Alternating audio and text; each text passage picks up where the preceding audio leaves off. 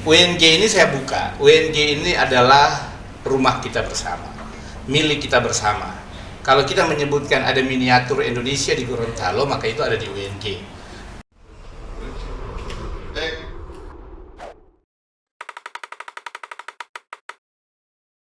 Iya, berarti biarkanlah isu itu berkembang, Iya, rumor betul. itu berkembang, tetapi bagaimana pihak kampus untuk terus memberikan edukasi kepada masyarakat melalui yang skop-skop kecil Ya, di desa-desa. supaya kita bisa membentengi diri kita. Ya, Gitu. lebih optimal, Ya, lebih betul. maksimal kalau dilakukan seperti itu. Sudah berapa desa, Pak, yang dikunjungi? Jadi kalau yang desa yang kami kunjungi sudah ada beberapa desa. Kemudian di Agustus ini nanti kita akan mengundang 105 desa di Powato, termasuk kita akan memberikan pelatihan untuk sistem informasi data desa. Karena dengan sistem informasi ini kita berharap desa tangguh COVID-19 ini akan lebih optimal. Iya, saya lihat kalau Pohuwato itu lebih melek teknologi, saya lihat. Lebih responsif kalau saya bilang. Jadi lebih responsif, dan memang kebetulan Pak Syarif Mbuinga selaku Bupati itu memang mulai dari ketika PSBB beliau paling rajin Sangat gitu, antusias. intens untuk komunikasi dengan kami terkait bagaimana langkah-langkah yang harus dilakukan, kebijakan yang diambil sampai dengan hari ini. Dan alhamdulillah kan Pohuwato menjadi daerah yang paling kecil rendah penyebarannya. padahal dia memiliki perbatasan Iya, dengan luar yang sebenarnya berpotensi cukup tinggi. Itu yang memang harus kita apresiasi juga. kota yang paling tinggi ya. Ya, kalau kota yang paling tinggi karena memang dinamika penduduk dan interaksi kan di kota paling tinggi gitu. Dan memang kita harus betul-betul mengusahakan lebih keras, dan mau tidak mau pembatasan sosial berbasis kawasan itu menjadi pilihan. Pembatasan sosial berbasis kawasan itu seperti apa? Apakah Jadi pemerintah itu akan memutuskan setelah kita memberikan rekomendasi apakah berbasis kelurahan, berbasis kecamatan. Tentu pemerintah yang lebih tahu, dalam artian taktikal seperti apa yang lebih mudah untuk dikendalikan dan diterapkan gitu. Kalau tidak salah kemarin itu UNG itu sempat ada kajian tentang ya seperti yang pernah ditulis oleh Pak Dahlan yang pool test itu. Ya, betul. Iya. Jadi sebenarnya di evaluasi PSBB tahap 1 kami merekomendasikan untuk ada pool test. Dengan pool test itu sebenarnya kita akan memiliki peta penyebaran COVID. Iya. Dengan peta itu kita bisa melakukan mitigasi lebih awal dengan pembatasan sosial berbasis kawasan. Itu yang dievaluasi PSBB tahap 2. Tetapi memang 2 ini belum optimal dilaksanakan. Dan memang kan posisi UNG kan sebagai tim pengkaji dan memberikan rekomendasi. Implementasinya kan ada di Pemda. Nah, ini yang akan coba kita bahas lagi. Karena kebetulan tadi Pak Gubernur udah komunikasi dengan kami agar supaya dibantu tim gugus tugas terkait langkah-langkah antisipatif seperti apa yang harus kita lakukan ke depan agar supaya penyebaran ini bisa lebih dikendalikan gitu. Apa alasan dari Pemda sehingga tidak menjalankan apa yang direkomendasikan kemarin seperti pool test itu? Kalau kami melihat memang harus kita maklumi bahwasanya ke kondisi di awal kita kan pertama keterbatasan laboratorium, keterbatasan reagen, keterbatasan rapid. Nah gitu. Mungkin ini yang menjadi kendala. Meskipun sebenarnya saat itu dari gugus tugas sudah merespon bahwasanya ini perlu dilaksanakan. Tetapi memang belum bisa dilaksanakan dengan optimal gitu. Nah, kita tidak perlu menoleh ke belakang. Tetapi bagaimana ke depan kita sama-sama bahu-membahu merumuskan langkah apa yang harus bisa kita lakukan di tengah pandemi yang semakin meningkat penyebarannya ini. Kita bisa melakukan antisipatif, tetapi di sisi lain melihat masyarakat dalam hal kegiatan ekonomi ini bisa tetap kita jaga, tetapi tidak menyebabkan meningkatnya penyebaran COVID-19. Iya. Tadi kan Pak Rektor bilang bahwa Pohuwato itu yang paling kecil tingkat penyebarannya, kota yang paling besar. Ada kegelisahan tidak dari Pak Rektor sendiri untuk kota Gorontalo ini? Pasti gelisah. Ada 2 hal yang bikin saya gelisah. Pertama, saya tinggal di kota. Iya. Yang kedua, UNG ada di kota. Yang langsung. Nah ini. Tambah lagi banjir sekarang. Ya, tambah lagi dengan banjir yang bisa menyebabkan ketika pengungsi itu berkumpul, tentu protokoler kesehatan kan menjadi lebih longgar. Nah, memang di kota ini kita harus ada langkah-langkah antisipasi khusus, dan itu insya Allah akan bersama dirumuskan. Kami hari Senin diundang rapat oleh Pak Gubernur bersama pemerintah Kota Gorontalo terkait langkah antisipatif mengenai kondisi kota hari ini. Misalnya contoh di Kota Timur yang sudah bukan zona merah lagi, sudah mau menuju zona hitam. Tentu ini, kalau artinya zona itu kan tentu penanganan di zona hitam berbeda dengan zona merah, merah berbeda dengan zona kuning, kuning berbeda dengan zona hijau. Ini sebenarnya yang perlu kita pahami. Jadi kita tidak bisa menyamakan semuanya. Kita harus melakukan penanganan yang berdasarkan prioritas dengan kondisi di masing-masing zona. Itu yang harus kita lihat, dan mau tidak mau hari ini kita harus melihat dengan peta sebaran yang ada. Di situ dulu yang kita kunci agar supaya penyebarannya tidak makin meluas. Iya, karena saya lihat di warkop-warkop itu masih tetap orang malah kembali ke normal, merasa bahwa tidak ada apa-apa. Iya, tidak akan ada bahaya terkait dengan COVID-19 ini. Nah, terkait dengan Kota Gorontalo, saya kemarin itu sempat ada, ya, Pak Rektor itu digadang-gadang untuk bisa menjadi, ya, tadi kan sempat menyinggung juga soal pilkada di Bone-Bolango. Pak Rektor itu sempat ada yang menyuarakan untuk wali kota. Kalau saya, tapi kalau saya saya kurang setuju kalau dengan kiprah yang sudah ada sekarang ini, ya kenapa harus ke level wali kota bukan yang lain yang lebih tinggi. Oke, yang pertama kan soal itu tidak datang dari saya. Saya juga kaget ketika mendengar selentingan itu, dan saya menganggap mungkin itu rumor saja kan. Biasa kan, mungkin pembicaraan politik itu kan paling menarik barangkali gitu ya. Jadi saya menganggapnya rumors, karena saya pun tidak pernah mengeluarkan statement apapun itu. Bahkan ketika saya ditanya, saya bilang, waduh, saya masih fokus untuk membenahi kampus dan menata kampus untuk bisa jadi lebih baik ke depan. Saya gitu aja dulu lah.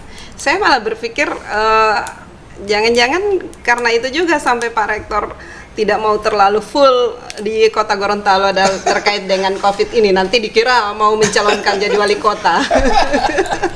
Saya dengan Pak Wali baik banget. Apalagi Pak Wali juga kan, Pak Martin Taha itu kan Dewan Pengawas BLU UNJ gitu.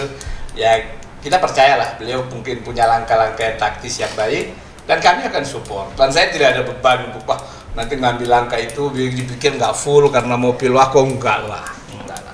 Iya. Enggak lah. Pilwako biar Ibu Femi aja lah yang memberitakan. Kalau saya biar jadi wartawan saja. Iya, kemarin Pak Rektor sempat mengatakan bahwa kita berikan ke anak-anak muda saja lah untuk Pilwako. Nah ini. Karena saya juga masih muda ya. Iya, masih sangat muda. Ketika ini kan baru setahun ya, Rektor? Ya, baru mau setahun. Baru mau setahun, tapi ya kita mulai melihat ada perubahan-perubahan di kampus. Kemudian kan, tapi tidak menutup kemungkinan kan setelah mungkin setelah selesai melaksanakan atau menjalankan amanah sebagai rektor kan ada juga. Biarlah itu mengalir lah. Prinsip saya dari dulu saya ngalir aja. Terus terang, saya juga tidak pernah bermimpi ketika saya masuk kampus UNJ menjadi dosen, terangkat 2006, lantas 2019 jadi rektor. Itu siapa yang menyangka gitu kan, tidak ada yang menyangka. Akan tetapi prinsip saya, kita ngalir aja, tetapi jalan air itu kita siapkan gitu. Jadi ketika kalau memang amanah dan kepercayaan itu datang, kita siap untuk mengemban amanah itu, sehingga kita tidak perlu mengejar gitu. Karena jabatan itu kan kalau dikejar kan akan menyusahkan kita gitu. Iya. Tapi kalau itu kita pandang sebagai amanah, ya udah bismillah, jalan aja. Dan amanah itu kan kita nggak tahu hari ini amanah ini yang saya dapat, besok apa kan kita nggak tahu. Yang pasti bagaimana kita bisa berbuat untuk kebaikan orang banyak, itu aja sih prinsip saya. Iya, jadi mengalir saja. Dan disertai doa-doa orang tua. Amin, amin, ya Rabbil Alamin. Iya. Kemudian tadi kita di awal kita menyinggung tentang PTUN. Ini belum tuntas sebenarnya, dari awal kita ngomong itu belum tuntas karena saya sudah mulai lebih tertarik juga dengan ya kampus yang lockdown dan sebagainya. Tetapi ini tidak kalah menarik karena ini yang paling terbaru, informasi yang paling terbaru terkait dengan gugatan PTUN kemarin. Ini ya tentu saja kemenangan ini ya patut disyukuri, tetapi bukan berarti lengah, karena saya lihat masih ada upaya banding lagi ini. Bagaimana lebih seru, makin seru ini saya lihat di PGRI Bapak dipersoalkan ketika terpilih dan akhirnya dianulir, kemudian dipilih lagi, diadakan pemilihan lagi, Bapak menang lagi. Waduh, ini. Jadi memang apa ya, kalau kita lihat ya contoh lah kayak di PGRI. Di PGRI itu saya kan tidak pernah mentargetkan gitu. Tiba-tiba saya diminta oleh guru-guru untuk maju. Saya bilang ya udah Bismillah aja. Kalau memang teman-teman guru menganggap itu baik buat saya, udah kita jalan aja. Saya tidak ada beban. Gitu udah menang, katanya begini-begini diupayakan dianulir. Saya bilang ya silahkan. Dianulir. Kita mau pilih ulang nggak? Ayo gitu. Nggak taunya lebih telak menangnya ketika kedua gitu. Nah kalau kembali lagi soal PT UN UNG, memang yang digugat itu kan kementerian. Rektor itu masuk di tergugat intervensi. Tetapi sebenarnya dengan putusan PT UN kemarin yang menghasilkan menolak gugatan penggugat secara keseluruhan, sebenarnya itu kan kita sudah bisa maknai bersama. Artinya ketika misalnya ini masih dilakukan upaya banding, ya itu secara hukum memang boleh saja. Tetapi kalau ada yang perlu saya sesalkan, maksudnya harusnya kan hari ini kita mengedepankan kepentingan kampus. Kalau kita memikirkan kepentingan kampus, mestinya kan menurut saya sudahlah. Keputusan pengadilan sudah ada, ya mestinya sudah kita akhiri saja. Karena biar bagaimanapun juga, mau tidak mau, suka tidak suka, itu pasti berdampak terhadap nama UNG di kementerian yang kok masih aja menggugat menterinya kan gitu. Tapi ya karena itu hak sebagai warga negara yang kita hargai. Tetapi buat saya, hasil PT UN kemarin itu sebenarnya sudah menjawab semua apa yang dipermasalahkan. Karena yang semua yang dipermasalahkan ternyata ditolak semua oleh pengadilan. Jadi sehingga mengatakan bahwasanya sebenarnya udah selesai lah proses ini. Tapi kalaupun ada upaya banding, ya mari kita lihat saja. Kalaupun ada yang tetap masih banding, ya tetap dihadapi. Iya, karena yang menariknya ini kan sebenarnya yang menggugat ini justru yang tidak mendapatkan suara sama sekali. Iya. Pada saat Pilrek kemarin, si penggugat ini tidak mendapatkan suara sama sekali. Berarti yang bersangkutan tidak memilih dirinya juga? Bahkan dirinya sendiri dia tidak pilih, kemudian menggugat kementerian. Sebenarnya di situ kan agak tapi ya sudahlah, kita biarkan, kita lihat saja nanti. Itu hak prosesnya, itu hak sebagai warga negara. Cuman dari kementerian pun kan memandang itu sebagai sesuatu yang agak unik gitu ya. Iya. Bahkan dari saksi ahli pun dari Universitas Indonesia juga sedikit unik gitu terhadap si penggugat gitu. Tetap dengan tim yang kemarin ini menghadapi gugatan. Saya lihat pengacaranya muda-muda Pak, tapi bisa menang gitu. Iya, karena menurut saya ya memang selama kita berdiri sesuai aturan, sesuai koridor, ya udahlah kita jalani aja. Jadi buat saya biarlah ini berjalan di rel yang lain, tetapi saya akan lebih fokus di rel untuk menjalankan amanah sebagai rektor, bekerja dengan baik dan membawa UNG lebih baik gitu. Tapi kan setidaknya agak mengganggu kenyamanan juga kalau digugat terus ini. Teman-teman di UNG juga mayoritas mendukung kok. Seperti yang dikatakan di awal tadi ya, cuman saya bilang ya udahlah, mari kita doakan agar teman-teman yang menggugat juga mendapat hidayah agar supaya bisa maksudnya bersama-sama dibukakan hatinya untuk lebih mengedepankan kepentingan UNG, karena bagaimanapun juga kan UNG itu kan rumah kita bersama gitu. Rumah kita bersama, kita sama-sama warga UNG. Rumah kita gitu, UNG. Yang sempat viral kemarin. Iya, kemudian waktu ke Jakarta kemarin saya lihat Pak Rektor itu sempat ke Pak Rahmat Gobel, kemudian ke Pak Zainuddin Amali, Menpora ya. Pak Suharso juga. Iya, Pak Suharso juga. Apalagi ini yang mau dilakukan oleh Pak Rektor ini sampai mengunjungi para tokoh-tokoh yang ada di Jakarta Pusat. Gorontalo hari ini kan kita memasuki periode emas. Bahkan kalau bahasa Pak Rahmat Gobel bukan periode emas, itu periode diamond.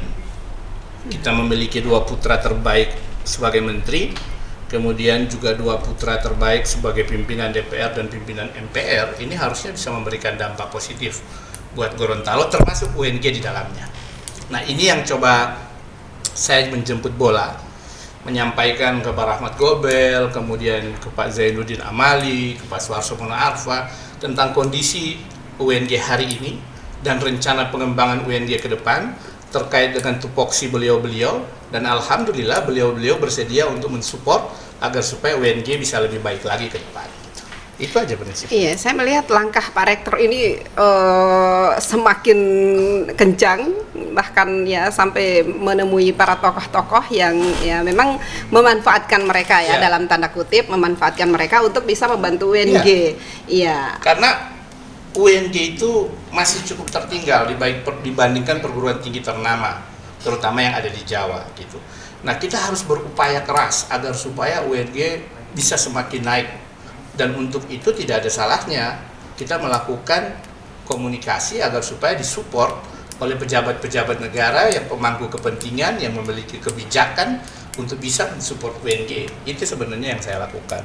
Dan mereka mensupport. Alhamdulillah manusia bersupport. Dan sebelum saya melakukan itu, saya terlebih dahulu melakukan kerjasama dan sosialisasi ke pemerintah provinsi, kabupaten, kota, bahkan sudah melakukan MOU, dan alhamdulillah Pak Gubernur, Pak Wali Kota, Pak Bupati itu mensupport agar UNG ini bisa lebih baik lagi ke depan, termasuk dengan kepala-kepala daerah yang ada di Teluk Tomini ini. Iya, saya melihat ada elit-elit politik yang di Gorontalo ya, itu ada yang agak kurang mesra. Ada tidak inisiatif dari Pak Rektor untuk bisa mendamaikan atau mencairkan suasana? Karena Pak Rektor ini kan jagonya mencairkan suasana. ada keinginan tidak untuk inisiatif seperti itu? Gini, kita memaknai gini, semua elit politik, baik yang ada di Gorontalo maupun di Jakarta, itu potensi. Itu sebenarnya modal besar Gorontalo, gitu. Nah, beliau-beliau ini sebenarnya saya yakin secara personality sebenarnya kan tidak masalah. Cuman memang terkadang kan dinamika politik itu kan menyebabkan sedikit terjadi perbedaan pandangan. Dan koprol-koprol. Saya menganggap begini, UNG ini saya buka. UNG ini adalah rumah kita bersama, milik kita bersama. Kalau kita menyebutkan ada miniatur Indonesia di Gorontalo, maka itu ada di UNG. Nah, seyogianya semua elit politik Gorontalo mensupport ini. Karena kalau UNG menjadi besar, maka Gorontalo pun akan menjadi besar. Saya punya mimpi besar itu ke depan.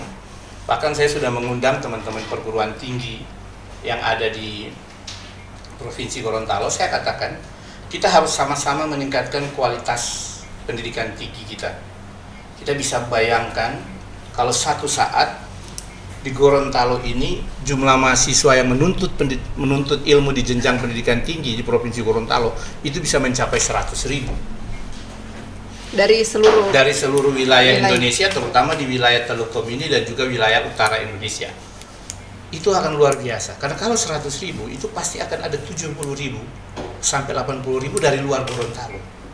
Bisa dibayangkan jumlah putaran perekonomian yang akan memberikan impact buat Gorontalo. Kami menghitung kalau itu bisa terjadi, maka akan ada impact sekitar 2,5 triliun per tahun masuk di Gorontalo. Bukan hanya di UNG, bukan hanya di UNG, di semua perguruan tinggi yang ada di Gorontalo. Karena UNG sendiri itu maksimal hanya bisa 30.000. Seiring dengan pengembangan kapasitas kelembagaan UNG yang terus kita lakukan hari ini, itu hanya maksimal 30.000. 70.000-nya ini harus didistribusi di 14 perguruan tinggi lainnya yang ada di Gorontalo. Nah, ini kerja kita bersama. Kalau ini bisa terlaksana, kita mengkaca kayak Jogja. Jogja itu perputaran perekonomian akibat pendidikan tinggi itu luar biasa. Kalau pendidikan tinggi sudah seperti itu, sektor lainnya akan terus bergerak. Saat ini momentumnya yang dibahasakan tadi Pak Rahmat Gobel sebagai masa Diamond Gorontalo, itu harus dioptimalkan. Menteri Bappenas, tidak mungkin beliau tidak ingin melihat daerahnya maju. Menpora, Wakil Ketua DPR, Pak Gubernur, Pak Wali Kota, Bupati, Pak Fadil pasti menginginkan, Pak Fadil mantan gubernur, pasti itu menginginkan Gorontalo jadi lebih baik. Maka tugas kita bersama untuk bahu-membahu memajukan Gorontalo. Insya Allah riak-riak ini insya Allah dari waktu ke waktu pasti akan bisa berkurang, dan insya Allah kita akan bisa sama-sama memajukan Gorontalo. Iya, akan sampai ada kecemburuan dari daerah tetangga ya, dari provinsi sebelah yang katanya Gorontalo itu semua bahkan jadi menteri itu 2, kemudian ya orang-orang ini masa memang yang disampaikan oleh Pak Rahmat bahwa ini diamond, masa diamond ya, jadi dan tidak bisa disia-siakan karena kapan lagi ada orang-orang Gorontalo yang bisa berkiprah seperti sekarang. Mungkin ya kita butuh waktu berapa. Tidak mudah, kata kasarannya tidak mudah kondisi ini terulang. Iya, memang ada generasi berikutnya, ada Pak El Nino, tapi memang ya Pak El Nino juga kan cukup mendapatkan peran yang strategis. Iya, tapi kan apakah dia akan bergerak sendiri? Tidak bisa. Sekali lagi, memajukan Gorontalo ini tidak bisa kerja satu orang. Justru harus kerja banyak orang. Dan hari ini semakin banyak putra Gorontalo di posisi strategis. Nah ini sebenarnya yang harus kita optimalkan gitu. Tapi Pak Rektor yakin bisa menyatukan semua komponen ini demi kemajuan Gorontalo. Karena saya melihat Pak Rektor ini di mana-mana terterima. Mau datang ke sini, oke, ke sini oke. Nah, kenapa tidak terpikir untuk bisa merangkul semuanya dan ayo kita sama-sama membangun Gorontalo. Tidak perlu lagi ada gontok-gontokan, tidak perlu. Walaupun sebenarnya tidak ada ya, tapi insya Allah kita jalani aja. Kita jalani aja, dan sekali lagi saya berharap UNG bisa menjadi rumah kita semua untuk memediasi bagaimana Gorontalo bisa jadi lebih baik. Karena UNG itu kan milik rakyat Gorontalo dan rakyat Indonesia. Kita bisa bayangkan. Saya mengatakan begini, bayangin kalau tidak ada UNG. Apakah jumlah putra-putri Gorontalo yang mengenyam pendidikan tinggi akan sebanyak sekarang? Belum tentu. Jadi inilah kenapa harus kita jaga, kita besarkan bersama, dan untuk itu semua elemen, semua kepentingan harus bahu-membahu. Ini Gorontalo akan maju luar biasa kalau ini bisa dioptimalkan, dan harusnya bisa. Kalau dikatakan yakin apa tidak yakin, ya sudah, kita usaha aja dulu. Ikhtiar itu kan yang utama gitu. Iya, ini luar biasa. Jadi harapan ada di pundaknya UNG Pak Rektor selaku Jadi keluarga besar UNG, dan diharapkan bisa sama-sama bahu-membahu merangkul semua elemen yang ada, potensi-potensi yang ada, sehingga Gorontalo ini bisa lebih maju lagi. Amin. Ya, satu pertanyaan saya terakhir Pak. Ya. Karena sekarang belum ada aktivitas, ada kebijakan terkait UKT. Oh ya, yang pasti gini, mahasiswa hari ini tidak boleh tidak kuliah hanya karena UKT. Karena situasi ini memang situasi yang berat. Masa pandemi ini berat. Sehingga untuk UKT kita memberikan kebijakan mulai dari pembebasan UKT, kemudian pemotongan UKT, kemudian mencicil pembayaran UKT. Itu kami berikan dan sekarang sedang berproses. Jadi seluruh mahasiswa kami berikan kesempatan untuk mengajukan permohonan keringanan, baik yang penurunan, kemudian bisa pengangsuran, bahkan penundaan dan juga pembebasan. Ada juga yang dibebaskan. Iya, ini kan karena berkembang tidak ada kebijakan terkait UKT. Alhamdulillah kalau di UNG udah selesai. Kalau 100% gratis kan tidak mungkin. Itu tidak mungkin dilakukan, tetapi memang ada saudara-saudara kita yang memang terdampak langsung, itu kita bebaskan UKT-nya untuk semester ini. Iya, ini informasi yang ditunggu-tunggu oleh mahasiswa ini Pak Rektor.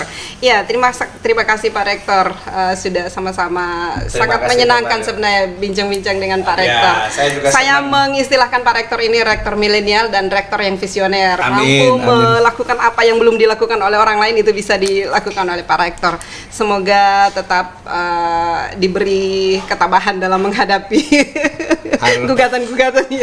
Iya, semoga Pak Rektor tetap bisa menjalankan istiqomah dalam menjalankan tugas sebagai rektor, dan juga sebagai sebenarnya Pak Rektor ini bukan hanya tumpuan mahasiswa, tapi tumpuan masyarakat Gorontalo ini, harapan masyarakat Gorontalo. Amin. Dan insya Allah semua bisa berjalan dengan lancar. Sekali lagi terima kasih Pak. Terima kasih. Assalamualaikum warahmatullahi wabarakatuh. Waalaikumsalam warahmatullahi wabarakatuh.